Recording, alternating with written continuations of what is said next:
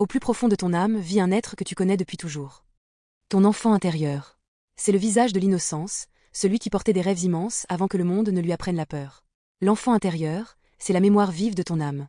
Il garde les traces des rires, des chagrins, des promesses oubliées. Il représente la partie de toi qui ressent tout, sans filtre, sans masque. C'est lui qui s'émerveille, qui crée, qui croit encore en la magie quand l'adulte doute. Mais cet enfant, parfois, a été blessé. Une parole dure, une absence, une trahison, un manque d'amour, et il s'est refermé.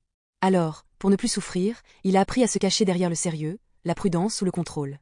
Pourtant, derrière ses protections, il attend toujours d'être entendu.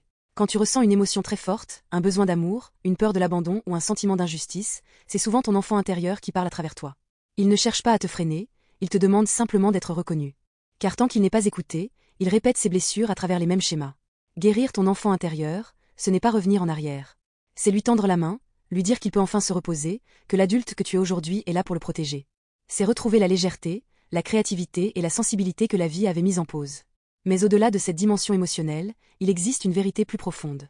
Sur le plan ésotérique, ton enfant intérieur est une empreinte énergétique, la vibration la plus pure de ton âme, celle qu'elle portait avant l'incarnation. C'est le souvenir de ton essence, libre de toute peur, de tout jugement.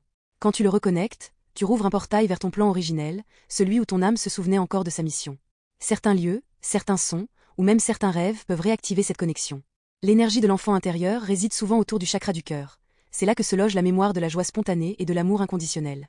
Quand ce centre s'ouvre à nouveau, tu ressens un apaisement, une chaleur, une sensation d'unité avec la vie.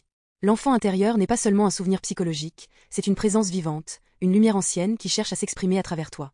Quand tu l'écoutes, il t'aide à guérir les blessures karmiques liées à l'enfance, mais aussi à raviver la magie et la sensibilité que ton âme avait avant de descendre dans la matière. Ferme les yeux un instant. Imagine que ton enfant intérieur te regarde. Il ne demande rien d'autre que d'être vu.